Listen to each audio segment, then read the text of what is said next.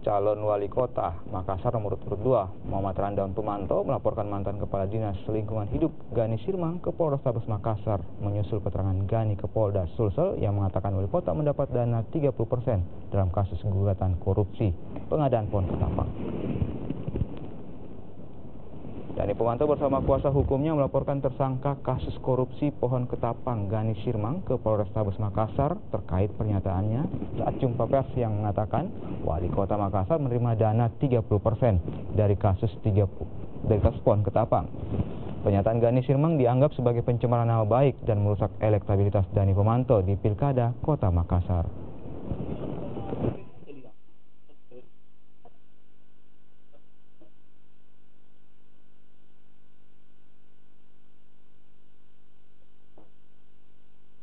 Kenapa berdasarkan asumsi saja ini orang sudah bisa seperti ini?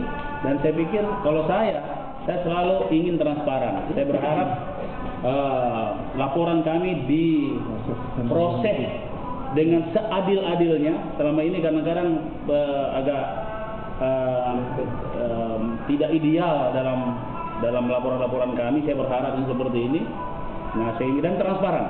Jika sekiranya orang tersebut memberikan keterangan tidak benar dalam pemeriksaan di kepolisian, kemudian dilanjutkan dalam proses persidangan, maka tak segan-segan kami akan melaporkan dengan tuduhan memberikan keterangan palsu di bawah sumpah yang ancaman hukumannya kurang lebih 9 tahun. Ini yang dimaksud dari Pak Gani.